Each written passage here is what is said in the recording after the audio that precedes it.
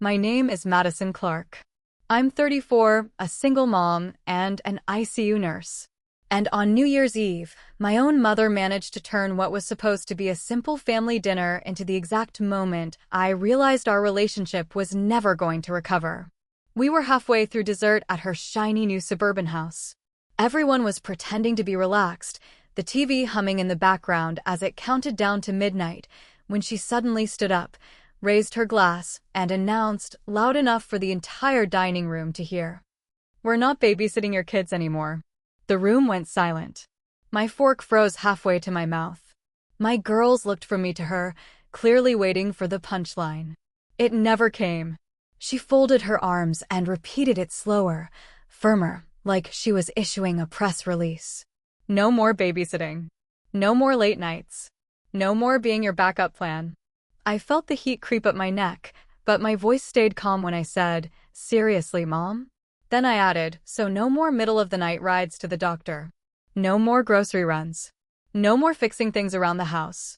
You can't cut me off and still expect me to be your on-call chauffeur and handyman." Someone cleared their throat. Someone else stared at their plate. Nobody defended me. So I did the only thing that felt right. I grabbed my coat, told my girls to put on their shoes, and walked out of that New Year's dinner before the countdown even hit 10. At the time, I thought I was just setting a boundary.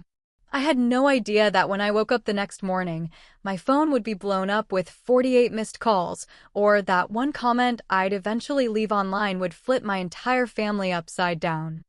The front door slammed behind us as someone inside started counting down from 10.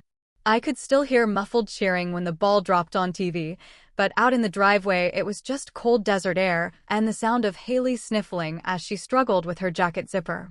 Mom didn't follow us. Neither did Frank. For a second, I just stood there by my car, keys in my hand, wondering if I was really doing this, walking away from the only built-in childcare I had as a single mom working night shifts in an ICU. Then I remembered the look on my girls' faces when she said no more babysitting, like they were some kind of inconvenience. And the doubt drained right out of me. I buckled them in, slid into the driver's seat, and started the engine. As the headlights swept across my mom's perfectly manicured lawn, the same pavers I'd helped her choose, I couldn't stop thinking about how we even got here.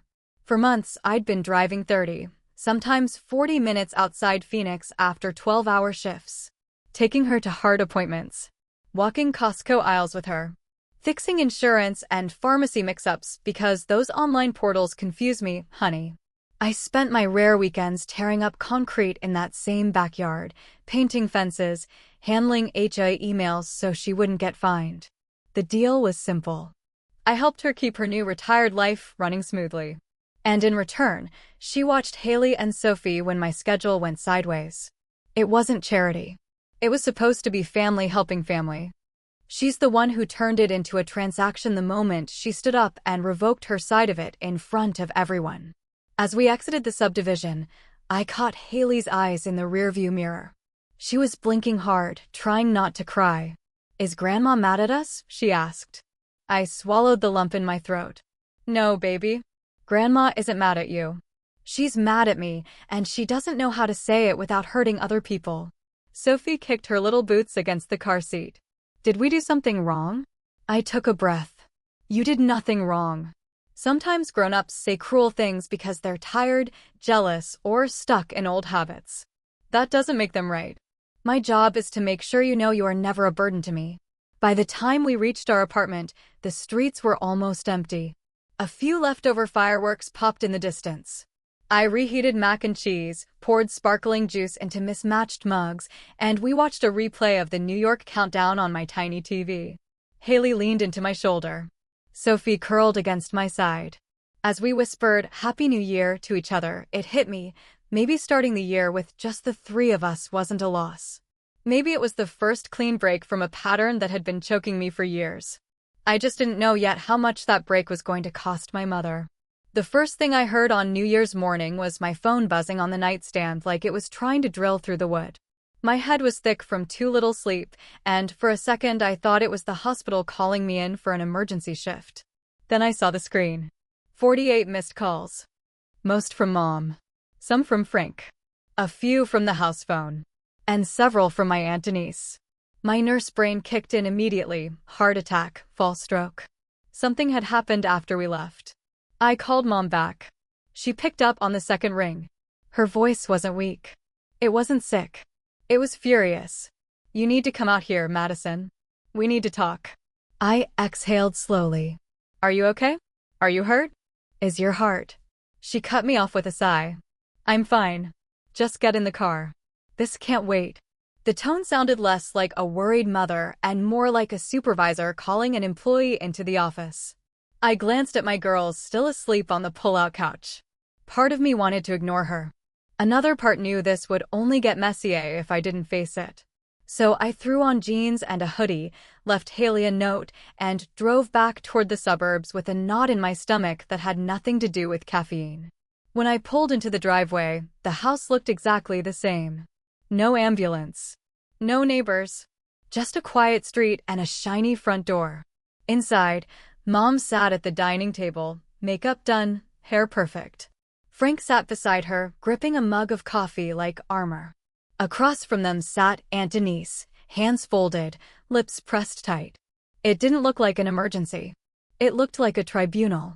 I stopped just inside the doorway. "So, no one's dying?" Mom rolled her eyes. "Can you not be so dramatic?" She launched straight in. "What I did last night was childish." I embarrassed her. I stormed out over one little comment. "One little comment?" I repeated. "You told my kids they were basically a burden." Frank tried to smooth it over. "We just think you overreacted.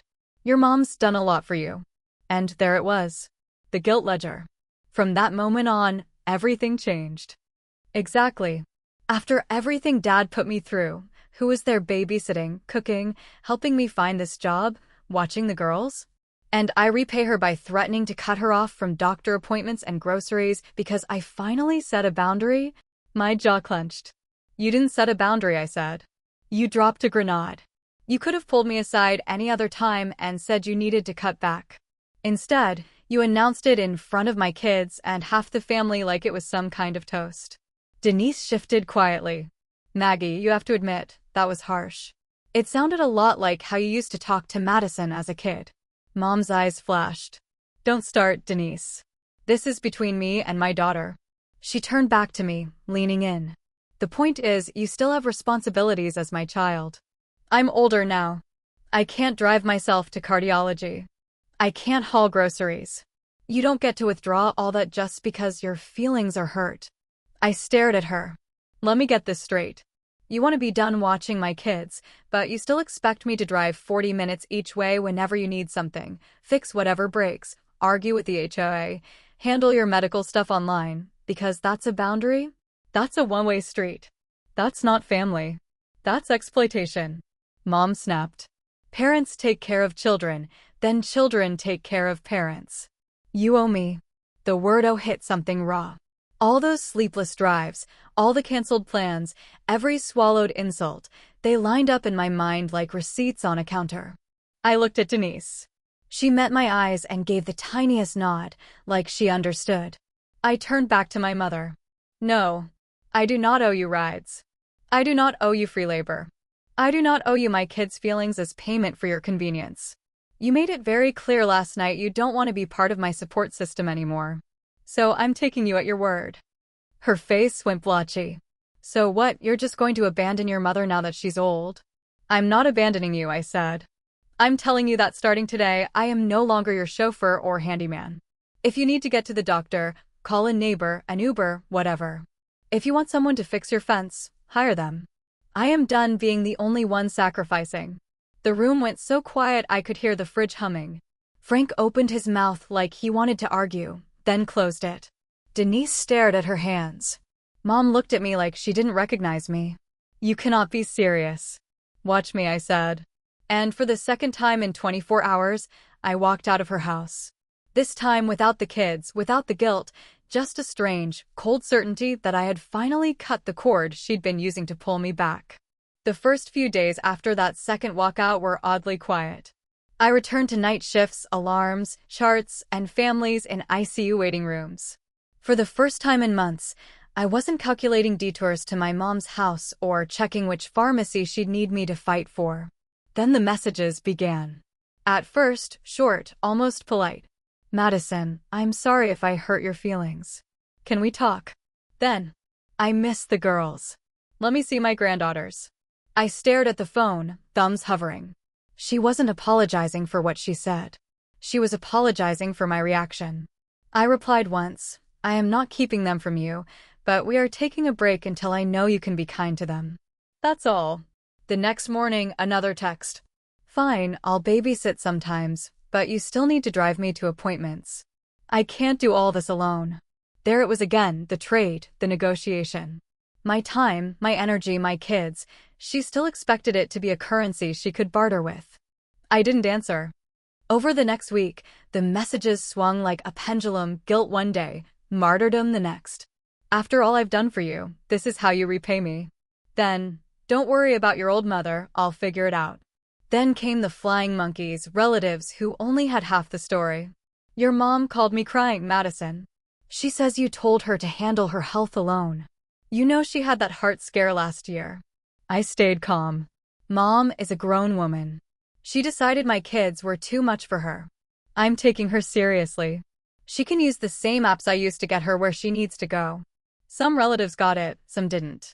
In the middle of all that, I patched together my own life. I traded babysitting with a neighbor. I shifted night shifts into slightly more manageable rotations. I stopped checking my phone every break for some new crisis she'd dreamed up. It felt strange, like peeling off a cast and seeing your arm feel too light. A week later, Aunt Denise texted. Can I swing by this weekend? I have something I want to talk about, away from your mom. She showed up Saturday afternoon, grocery bag full of bakery cookies, and that look she gets when she's about to drop truth bombs nobody really wants to hear. The girls were in their room painting, so we sat at my tiny kitchen table. She started with casual check-ins, work, the kids, sleep, then leaned back with a heavy sigh. Your mom is spiraling, she said. That company she hired for the backyard and kitchen redo? They're already sending updated invoices. Hidden fees, upgrades, extra labor. The total is nowhere near what she bragged about. I fiddled with the cookie wrapper, already feeling the familiar tension creep in. She could have avoided all this if she just waited for you to have a free weekend, Denise said. I frowned. But why didn't she? She'd have to admit she needed you. And lately. I think that scares her more than the bills do. I blinked. Wait. What does that even mean? Denise studied me. You know how your mom always told everyone how hard her life was? Raising you girls alone, putting food on the table? Some of it was true, but it became her whole identity. The sacrificial mother. The one who suffered while everyone else took. I thought about all those holiday stories, the ones that ended with her shaking her head and laughing about our ingratitude. Denise went on, then here you come, single mom. You get your degree. You land this intense nursing job. You buy your own car. You show up when something breaks. You take care of your kids without dumping them on her. Slowly, people stop talking about how much she sacrifices and start talking about how strong you are. She loses the spotlight. My chest tightened. So she cut off babysitting because of attention? Denise nodded slowly. She feels replaced. She doesn't get to be the hero anymore. She doesn't get to say she's the only thing standing between you and disaster. Watching your kids overnight was the last piece she could control. When she got overwhelmed, she ripped it away in the most dramatic way possible and hoped you'd crawl back on her terms. The words hit me harder than I expected. Every backhanded comment about my schedule, every comparison between my girls and perfect little Caleb, every side eye when someone complimented me instead of her, it all clicked. I felt bone-tired. So, what am I supposed to do? Go back over there and pretend it didn't happen just so she doesn't feel threatened? Denise shook her head. No. I'm telling you this so you stop thinking you're crazy. You're not overreacting. You're finally stepping out of a role she wrote for you long ago. And she's throwing a fit because the script changed. She reached across the table, squeezing my hand. Let her sit with the consequences. She wanted independence. Now she's going to have to live with it. I glanced toward the girls' room. Their laughter floated through the door. For the first time, I let myself imagine a future where my little family didn't revolve around putting out my mother's emotional fires. A few days later, life settled into a new rhythm. My phone didn't vibrate every hour with some errand. I started to believe maybe she had finally accepted the new version of us. Then a screenshot appeared in the family group chat. Mom had posted a selfie with Frank in front of the half-finished backyard kitchen, all concrete, dust, and exposed pipes, smiling like she was on a home makeover show. Caption: New year, new projects, doing this all on our own now. Underneath, her friends praised her, strong, independent survivor. I stared at it during my lunch break, remembering the weekends I spent tearing up old pavers while she lounged in the shade, giving Pinterest-approved tile advice. She hadn't hired help because she had no one. She hired help to prove she didn't need me. At first, it was petty, just a little annoying. Then the numbers started rolling in. Denise called one night while I sorted laundry. "Your mom finally showed me the contracts," she said. "Remember that $10,000 quote? It's closer to $22,000 now." I sat down hard, letting her words sink in. Denise explained. Every upgrade, rush fee, extra labor, permit mishap, city fine, HOA penalty, it all stacked up. She could have called me. But doing so would mean admitting she needed me. And she'd rather bleed money than give me that victory. For the first time, I felt the old familiar twist of watching someone drive into a ditch I'd warned them about, but powerless to stop it. Over the next week, the story spread through the family. One cousin mentioned she'd called asking to borrow $500 until the inspection was sorted. My grandmother let slip that mom had cried about having no one to help her, how her ungrateful daughter had abandoned her to deal with contractors. The words ungrateful daughter hit harder than anything else. The same old refrain she'd used since I was a teenager. Only now, there were receipts. I wasn't the one signing contracts. I wasn't the one hiring contractors from TV commercials. She was. One afternoon, between shifts, I met Denise at a coffee shop. A manila folder sat on the table. She slid it toward me. Inside, the black and white proof. Initial quote, $10,000. Revised total, just under $22,000. Red City violation stamps. HOA threat letters. My mother's signature on every page. I clenched my jaw. "This is her mess," I said quietly. Denise nodded. "It is. And she's already spinning it like it happened because you weren't there to save her." That stung more than the numbers. She was doing exactly what she had always done, turning her choices into my responsibility. Only this time, there was nothing I could fix with a weekend of sweat and phone calls. Money owed was owed. Permits filed late were still late. Contractors smelling desperation didn't suddenly grow a conscience. For a brief second, I imagined driving out there anyway, confronting every clause, fighting to salvage her backyard. Then I pictured Haley's face when movie night got canceled. Sophie asking why Grandma could hurt her feelings and still get everything she wanted. I closed the folder. "I am not getting involved," I said. Denise studied me, then nodded. "Good. She needs to learn that consequences aren't just things that happen to other people." Later that week, Mom called. Her voice thick, practiced. "I hope you're happy," she spat. "That company is robbing us blind. If you'd been here, none of this would have happened." I stayed calm. "If you'd waited to talk to me before signing, I could have warned you. You chose to do this without me. Now you deal with the fallout." She scoffed. "So that's it? You're just going to sit back while I drown in debt because you're mad." I stared at the vending machine behind the ICU desk. For years, I'd been the emergency exit for every fire she started.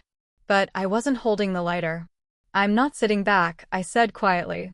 "I'm taking care of my kids, doing my job, paying my bills. I'm not responsible for contracts I didn't sign." For once, there was a long silence on the line. No quick comeback. And under the fear, under the old guilt, there was something else, relief. Let her feel independence the way she bragged about online.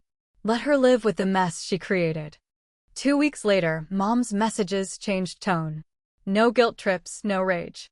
Just something new. "Madison, I know I said things I shouldn't have. I was stressed, and I took it out on you and the girls.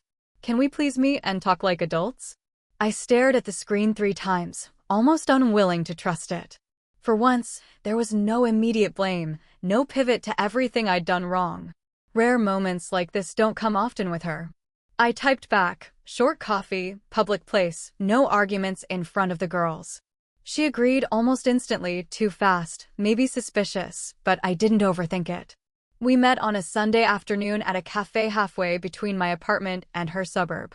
I got there early, hands wrapped around a mug I could barely taste. When she arrived with Frank trailing behind, she seemed smaller. Not physically, but like the air had gone out of her a little. She sat across from me, eyes glossy above untouched coffee. "I'm sorry," she said. Stiff, awkward. The words sounded foreign in her mouth. I didn't let her slide with that. I wanted her to mean it, for what she'd said at dinner, for the embarrassment she caused, for calling my kids a burden. She looked away at the last part, but at least she said it. Frank nodded silently. "That hurt them," I said. Haley asked if Grandma was mad at her. Sophie wanted to know what she did wrong. "They heard you, Mom. They're not deaf." Her face crumpled like it used to when we were little. "I never meant to hurt them," she whispered. I just felt cornered. Everyone talking about how strong you are, how you do everything alone. I used to be the one people said that about. Now it feels like I'm invisible unless something's wrong with my heart or my bills. There it was, the exact thing Denise had warned me about. "You think I'm taking your place?" I asked slowly. She shook her head, nodded, then shook it again. "I think. I spent 30 years sacrificing, and suddenly you're the one everyone is impressed by. You're the hero now. It's stupid, I know, but it feels like there's no room for me anymore unless I'm needed." Frank cleared his throat. "She's been struggling since she retired. She doesn't say it right, but she's scared." "Scared of what you asked?" "Of not mattering." It answered questions I never knew how to ask. I sat back, feeling sympathy and anger twisting together. "I understand being scared," I said. "I understand feeling invisible. I've felt like that my whole life around you." Her eyes snapped up. "That's not fair." Maybe it wasn't fair, but it was true. And if we were being honest, then all of it needed to be said. "Here's where I am," I told her. "I am done tying my life in knots to keep you comfortable. Done driving after 12-hour shifts to do things you can hire someone else for.